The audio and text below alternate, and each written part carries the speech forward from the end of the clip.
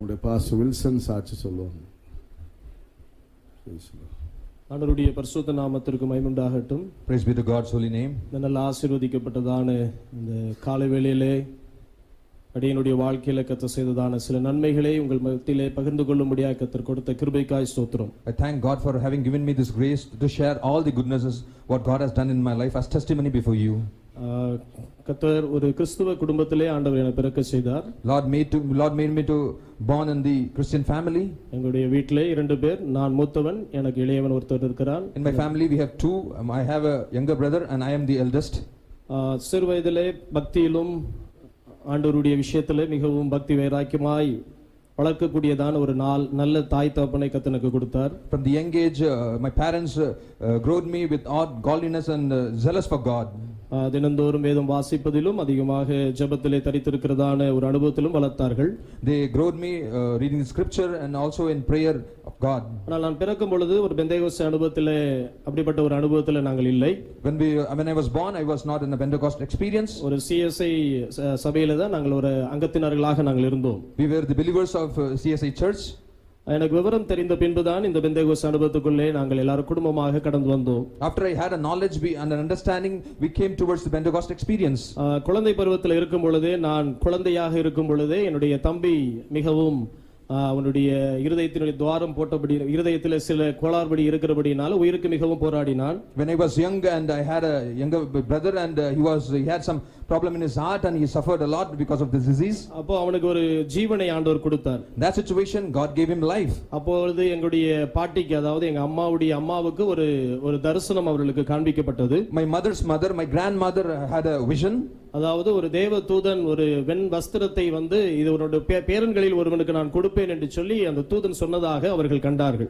She saw a vision, an angel came and gave a white garment saying that give this to your grandson, one of the grandson, and this will be given to him. அப்பொழுது என்னுடைய குடும்பத்தில் இருக்கிற எல்லாரும் நினைத்தார்கள், அப்பொழுது என்னுடைய தம்பி உயிர் பிழைத்து வந்தபடியினால் ஆண்டவருடைய ஊழியத்தை அவன் செய்வான் என்று சொல்லி அவர்களுடைய எதிர்பார்ப்பும் இருந்தது. So all the family members, they expected that, they understood that because he has been come alive because after this disease, they thought that he'll be going for this ministry. அது மாத்திரமல்ல, இளமை காலத்திலும் கர்த்தர் அவனை பலவிதமான கஷ்டங்களிலிருந்து கர்த்தர் அவனை விடுதலையாக்கினார். And also in the youth seasons the Lord escaped him, preserved him from all the evils and troubles. அப்படி நாட்கள் உருண்டோடி கடந்து போய் கொண்டே இருந்துச்சு. Days were passing.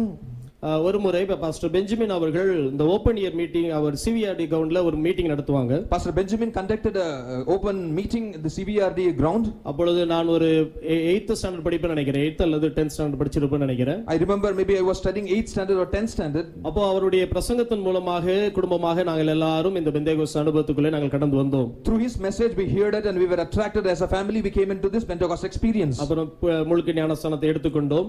We got baptized.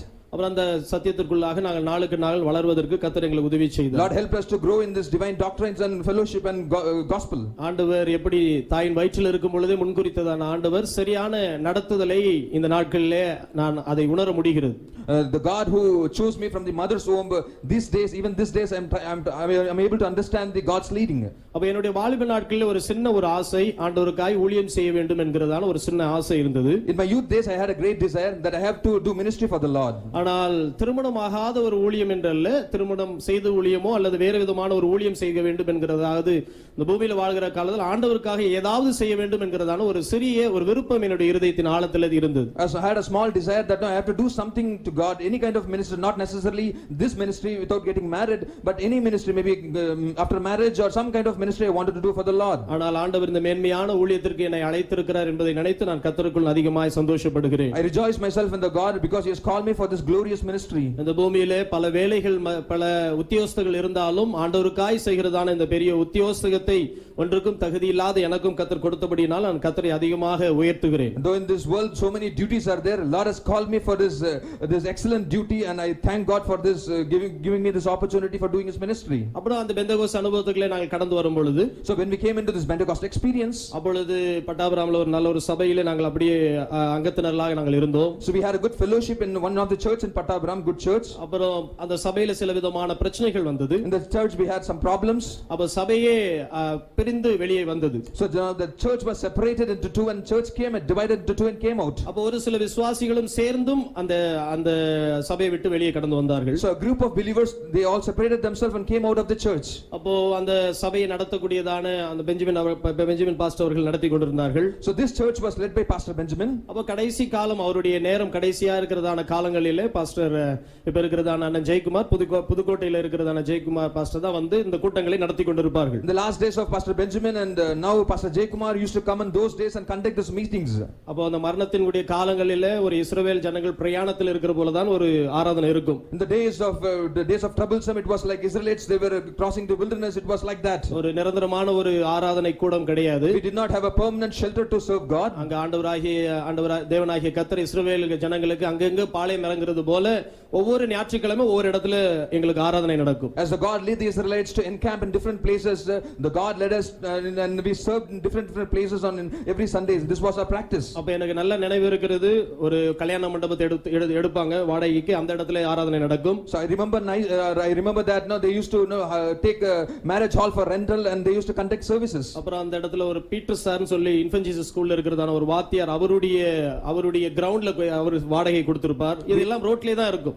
We have a Peter sir and we used to take his ground for rent and we used to serve God. This was also in the road. அப்புறம் இந்த இடத்துக்கு எல்லாம் pastor நம்முடைய அண்ணன் ஜெயக்குமார் அவர்கள் வந்துதான் கூட்டங்களை நடத்தி கொண்டிருந்தார்கள். So Pastor Jaykumar used to come and conduct meetings in those places. அப்போ இங்க இருக்கிறதான தேவ ஜனங்களோடு அதிகமாக அவர் பழகுவதற்கு அது ஏதுவாக இருந்தது. So it was an opportunity for him to move with all believers of the church. அப்ப அவர் பாஸ்டர் பெஞ்சமின் அவர்கள் மரிப்பதற்கு ஒரு சில வாரங்களுக்கு முன்னதாக தான் இந்த இடத்தை அவர்கள் வாங்கினார்கள். Before Pastor Benjamin could die, before few days they bought this land.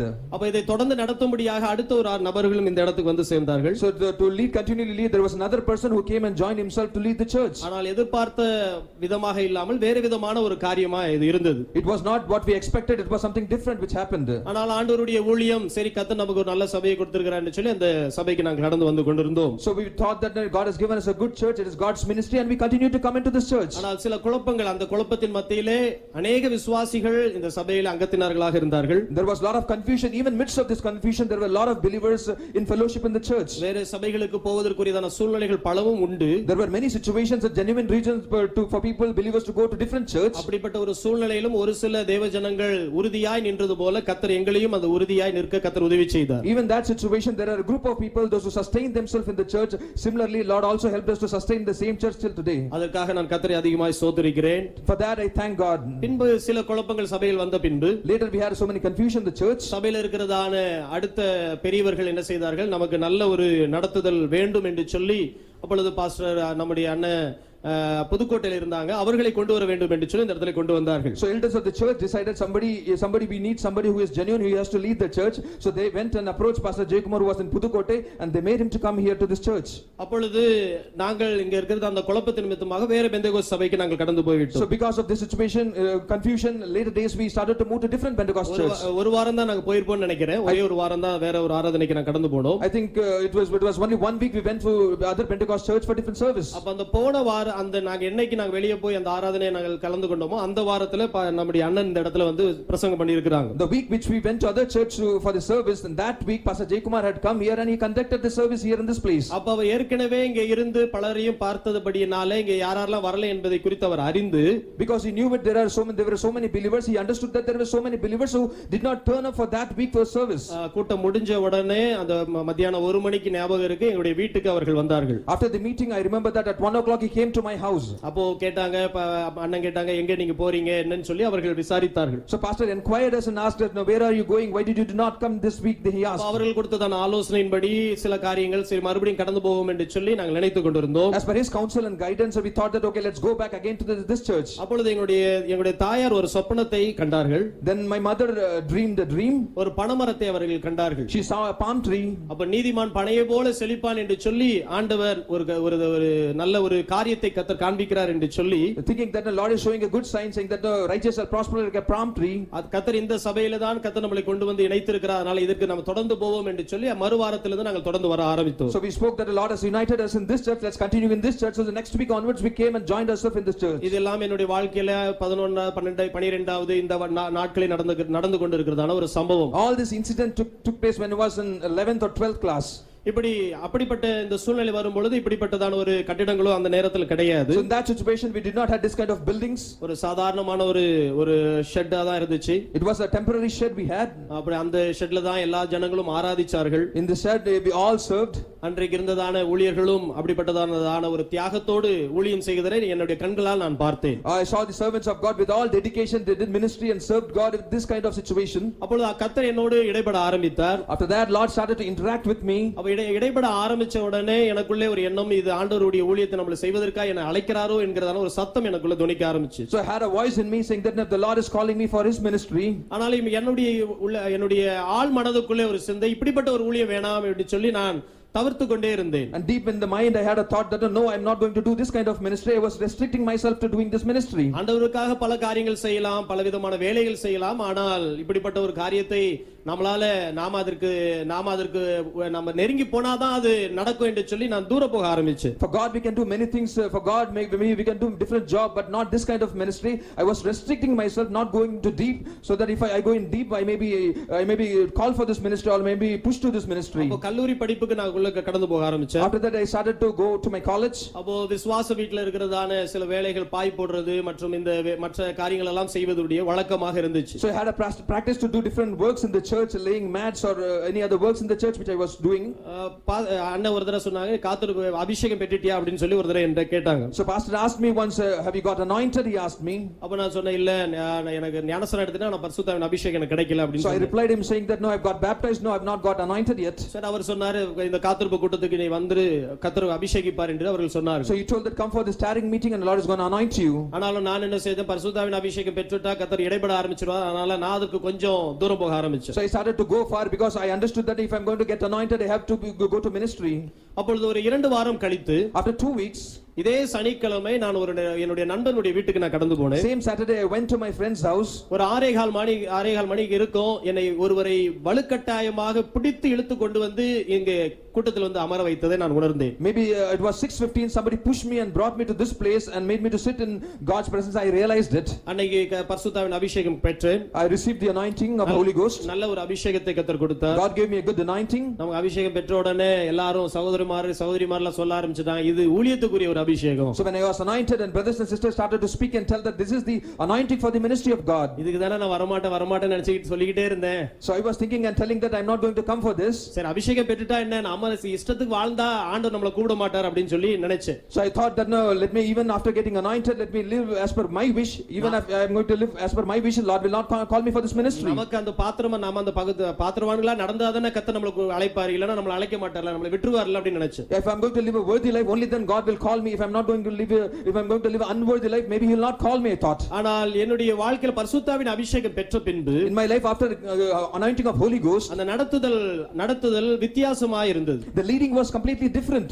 ஆண்டவர் என்னை பாதுகாக்கிறதை நான் உணர்ந்தேன். I started to see that God was guarding me. தீமையிலிருந்து கர்த்தர் விலக்குறதை நான் உணர்ந்தேன். I started Lord to escape me from all evils. தீமை செய்ய வேண்டும் என்று சொல்லி நினைத்தாலும் அதை எப்படியாவது ஆவியானவர் தடுத்து நிறுத்திடுவார். Somehow even if I wanted to commit evil, Lord, the Holy Ghost started to escape me from that. அதற்கு பின்பதாக கூட்டத்தில் ஒரு விசேஷமாக ஒரு கூட்டம் நடக்கப்பட்டது. After that there was a special meeting which got conducted. அந்த கூட்டத்திலே ஊழியத்தை பற்றி இருக்கிறதான ஒரு message கொடுக்கப்பட்டிருந்துச்சு. In that meeting there was a special message given for the people those who are going to come for the ministry. அப்ப அந்த வார்த்தை என்னை தொட்டது. So that word touched me. அந்த வார்த்தையினால் நான் ஆண்டவருக்கு ஊழியம் செய்யலாம் என்று சொல்லி என் இதயத்தில் யோசிக்க ஆரம்பிச்சேன். After that I started to think in my heart, if I have to do ministry, let me start to do God's ministry. அப்ப அந்த விஷயத்தை நான் நினைக்க ஆரம்பிச்ச உடனே எங்களுடைய வீட்டில போய் முதல்ல பேசுவதற்கு கொஞ்சம் யோசித்து கொண்டு இருந்தேன். So when I was thinking that, I was thinking to go and talk to my family members, from my parents. ஏனா நான் வீட்ல நான் மூத்தவன். Because I was the eldest. எங்களுடைய தகப்பன் வீட்டிலும் நான் மூத்த பேரன். In my father's house I was eldest. எங்களுடைய அம்மா வீட்டிலும் நான் மூத்த பேரன். Also in my mother's house I was eldest. அதிகமான பொறுப்புகள் என் மத்தியிலே இருக்கப்பட்டபடினால, because I had great responsibilities over me, அந்த காரியங்கள் எல்லாம் நம் குடும்பத்திலே செய்ய வேண்டும் என்கிறதான ஒரு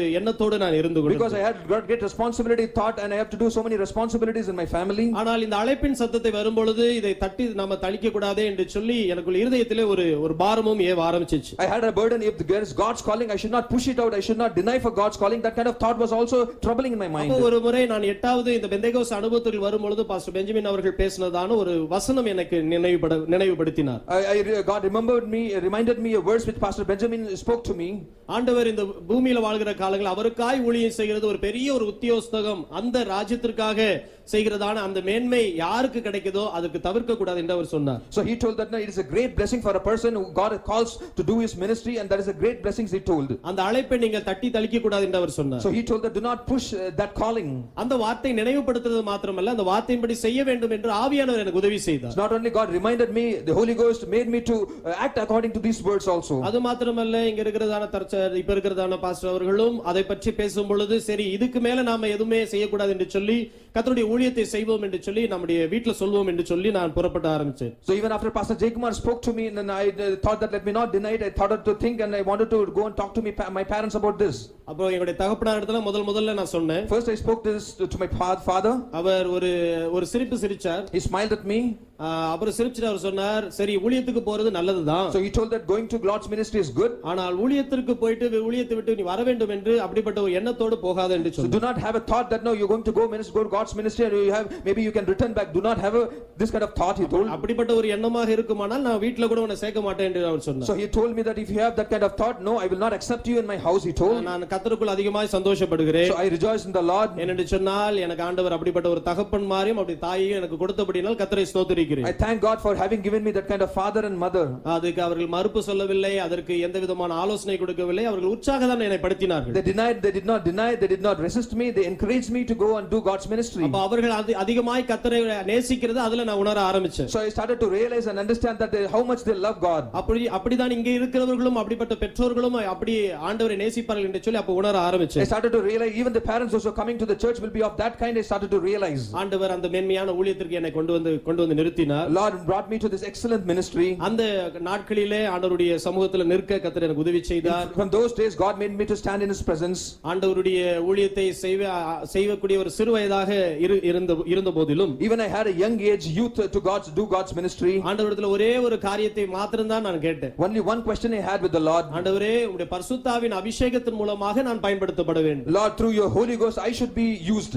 என்னுடைய ஞானம் அல்ல, it is not my wisdom, என்னுடைய புத்தி அல்ல, it is not my knowledge, என்னுடைய திறமை அல்ல, it is not my abilities, எனக்கு இருக்கிறதான தாளந்துகள் அல்ல, it is not my talents. ஆண்டவருடைய ஆவியானவரால் என்னை நடத்துகிறீர், அந்த ஆவியானவரே என்னை நடத்த வேண்டும் என்று சொல்லி ஒப்புக்கொடுத்தேன். So I surrendered myself saying that only Holy Ghost has to lead me and guide me to do God's ministry. ஆண்டவர் இந்த ஊழியத்திலே முதற்பலனாக இந்த இடத்துல இருந்து கர்த்தர் ஒப்புக்கொடுக்க கர்த்தர் உதவி செய்தார். God helped me to surrender myself as first fruit for this ministry. ஆண்டவர் அப்படி கொடுக்கும் பொழுது என்னுடைய வாழ்க்கையில ஒரு பெரிய ஒரு சந்தோஷம் கிடைத்தது. After I surrendered to God's ministry I had a great joy in me. அதற்கு முன்பதாக பலவிதமான கலக்கங்களும் பலவிதமான கேள்விகள் என்னுடைய வாழ்க்கையில் இருந்துச்சு. Before that I had so many troubles and so many questions in my life. என்னுடைய வாழ்க்கையில இருந்ததான எல்லா கேள்விகளுக்கும் அன்றைக்கு ஒரு பெரிய ஒரு பதில் எனக்கு கிடைச்சது. All the questions which I had in my life God gave a full stop for all that and answered me. வாழ்க்கைக்குரியதான அர்த்தத்தை நான் புரிந்து கொண்டேன். I understand the meaning of this life. இந்த பூமியிலே எது மேன்மை என்று நான் புரிந்து கொண்டேன். I understood what is excellent in this life. இந்த உலகத்திலே எதற்காக நாம ஜெனிப்பிக்கப்பட்டிருக்கிறோம் என்கிறதான ஒரு காரியத்தை துவக்கத்தை ஒரு படி எடுக்க வைக்க கர்த்தர் உதவி செய்தார். I understood what purpose in this life in this earth we are living. For the first step I could understand that. முழுசுமாக படிச்சு கொள்ளல. I did not understand completely. ஆனால் முதல் படி எடுத்து வைப்பதற்கு கர்த்தர் அந்த நேரத்தில் எனக்கு உதவி செய்தார். Lord help me to take the first step in that. அதற்கு இங்க இருக்கிறதான பாஸ்டர் ஜெயக்குமார் அவர்கள் அதற்கு ஒரு உறுதுணையாக எனக்கு இருந்தாங்க. Pastor Jaykumar was a great support for me on that. என்னென்று சொன்னால் அவர்களை பார்க்கும் பொழுது எனக்கு மிகவும் சந்தோஷமாக இருக்கும். Because when I see him it brings great joy to me. எனக்கு अनेक பாஸ்டர்கள்லாம் தெரியாது. I did not know many pastors. எனக்கு ரெண்டு பேர் தான் தெரியும். I know only two. ஒன்னு பெஞ்சமின் அண்ணன். One is Pastor Benjamin. இரண்டாவது என்னுடைய அண்ணன் ஜெயக்குமார் அண்ணன். Second is my brother Pastor Jaykumar. மற்றவர்கள் எல்லாம் எனக்கு தெரியும், ஆனா அவர்களுடைய அனுபவங்களை நான் நேரடியாக பார்த்ததில்லை. I know maybe others but I do not know their experience. இவர்கள் சொல்வார்கள், இவர்கள் சொல்றதுனால தான் அதை நான் அறிந்து கொள்ள முடியும். They say me and because they say I can understand that. அப்படி நான் பார்த்ததான நேரத்தில் அவர்கள் இளம் வயதிலிருந்து வந்து ஊழியத்துக்கு வந்து நிற்கிறதை பார்க்கும்போது எனக்கு ஒரு உற்சாகம் கிடைக்க ஆரம்பிச்சது. When I saw them with the young age they came into the ministry, when I saw that it brings a great encouragement in me. இப்படி ஆண்டவருடைய ஊழியத்தை செய்வதற்கு ஒரு உறுதுணையாக இருப்பதற்கு கர்த்தர் உதவி செய்தார். So Lord help them to be a great support for me to do this ministry. அதற்கு ஆண்டவர் எனக்கு கொடுத்ததான நல்ல கிருபைகளை நினைத்து ஸ்தோத்திரிக்கிறேன். I thank God for having given me this kind of grace. அப்படிப்பட்ட ஊழியத்திலே இந்த இடத்துல வந்து ஆண்டவருடைய இந்த கனமான காரியத்தை செய்வதற்கு கர்த்தர் உதவி செய்ததற்காக கர்த்தரை I ஸ்தோத்திரிக்கிறேன். thank God for giving me this honorable ministry to do. சாட்சிகள் அநேக சொல்லலாம். So there are so many testimonies I can ஆனால் say, நான் share. அதிகமாக நேரத்தை எடுத்துக்கொள்ள I don't விரும்பவில்லை. want to take much time. ஒவ்வொரு நாளும் ஆண்டவருடைய அன்பை ருசித்துக் கொண்டிருக்கிறேன். Every day I'm tasting God's love. ஆண்டவர் நல்ல ஒரு சபை எனக்கு கர்த்தர் God கொடுத்திருக்கிறார். has given me a good church. இந்த சபையிலே ஆண்டவருடைய ஊழியத்தை செய்யும்படியாக ஆண்டவர் ஒரு இடத்தை கொடுத்திருக்காய். நான் கர்த்தரை I ஸ்தோத்திரிக்கிறேன். thank God for having given me a good position in the church to do God's ministry. எனக்கு ஒரு நல்ல ஒரு தகப்பனை கர்த்தர் கொடுத்திருக்கிறார். God has given me a good father, நல்ல ஒரு ஆவிக்குரிய தகப்பன்மார், a spiritual father, ஆவிக்குரிய தாய்மார்கள், spiritual mothers. ஒரு சகோதரனை விட்டேன். கர்த்தர் அநேக சகோதரர்களை எனக்கு தந்திருக்கிறார். I've lost one brother. God has given me so many brothers. கூட பிறக்காத சகோதரிகளை விட்டேன். ஆனால் கர்த்தர் அநேக சகோதரிமார்களை எனக்கு தந்தார். I've lost my siblings, but God gave me so many sisters, those who are not born with me. எல்லாவற்றுக்கும் மேலாக Beyond everything இந்த உலகத்துல in this world, ஆண்டவருக்காய் ஊழியம் செய்கிறதுல நான் அதிகமாய் பெருமிதம் கொள்கிறேன். நான் என்னை பெருமையாய் நான் நினைத்துக் கொள்கிறேன். I have a great proud to do God's ministry in this world. யாருக்கும் கிடைக்காததான இந்த ஒரு மென்மையான ஒரு அழைப்பு, The calling, the high calling which God has given to me, which none others have got it. இங்க இருக்கிறதான அநேக சகோதரமார்கள் அந்த அழைப்பின் சத்தத்தை கேட்டு The brothers, those who hear this kind of calling, அவர்களும் வந்திருக்கிறதை நினைச்சு நான் I ஸ்தோத்திரிக்கிறேன். thank God for they have also come into this ministry. என்னுடைய வாழ்க்கையிலும் ஆண்டவர் செய்ததான சகல காரியங்களை நினைத்து இன்னும் அதிகமாய் துதிக்க கர்த்தர் உதவி செய்யும். Lord has to thank me, Lord has to help me to praise Him and thank Him for all the goodness which He has done in my life. மட்டும் அவருடைய சமூகத்தில் ஆண்டவர் என்னை நிறுத்தி இருக்கிறபடினால் நான் கர்த்தரை அதிகமாய் I thank ஸ்தோத்திரிக்கிறேன். God for till now He has made me to stand in His presence. கர்த்தர் கொடுத்ததான இந்த மென்மையான நல்ல நேரத்திற்காக நான் கர்த்தரை I thank ஸ்தோத்திரிக்கிறேன். God for having given me this kind of blessing opportunity. கர்த்தர் உங்களை அவரையும் ஆசீர்வதிப்பார். Lord shall bless you all.